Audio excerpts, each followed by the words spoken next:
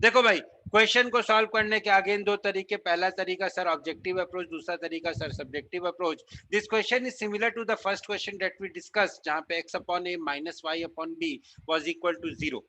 This question was similar to that question. जब मैंने इसको देखा तो मुझे ये पता चला कि सर यहाँ पे x अपॉन a है and that is equal to y upon b, and this is possible only when, जब यहाँ पे भी एक नंबर हो और यहाँ पे भी वही नंबर हो। सो I can say that x will be equal to k times of a and y will be equal to k times of b, तभी ये k और k इक्वल हो सकते हैं।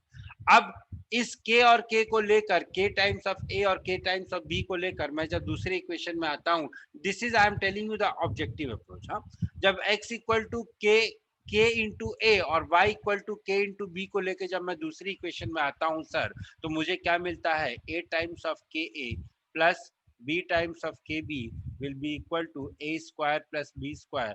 अब क्या करूं, k को कॉमन ले लेता हूं, k times of a square plus b square will be equal to a square plus b square sir. तो यहाँ से जब मैं सॉल्व करूंगा, k will be equal to a square plus b square upon a square plus b square which is equal to 1।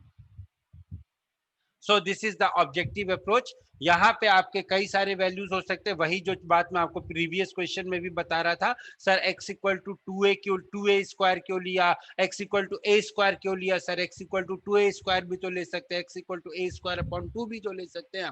तो मैंने यहाँ पे झगड़ा ही खत्म कर दिया, मैंने बोला चलो एक काम करते हैं, x equal to k into a ले लेते हैं, where k is a real number, कुछ भी हो सकता है ये k। ठीक है, फिर जब मैंने इसको सॉल्व किया तो I got the value of k as equal to 1। ठीक है, this was the very simple objective approach. Subjective approach इस क्वेश्चन का क्या होगा सर, यहाँ पे we will go by the substitution. What we will do, we will put y is equal to bx upon a and then put the value of y here and then substitute, you will get the value of x equal to y equal to b and then finally you will get the value of x equal to a। कैसे करेंगे sir, जिनको नहीं समझ में आया एक बार फिर से देख लो, A X plus B upon A X multiplied by B will be equal to a square plus b square. So finally I will have a square plus b square multiplied by x upon a will be equal to a square plus b square. Solving, you will get x is equal to a. Solving, you will get x equal to a. Similarly, you can solve and you will get y is equal to b. ठीक है, चलो, so this will be the last question of the day.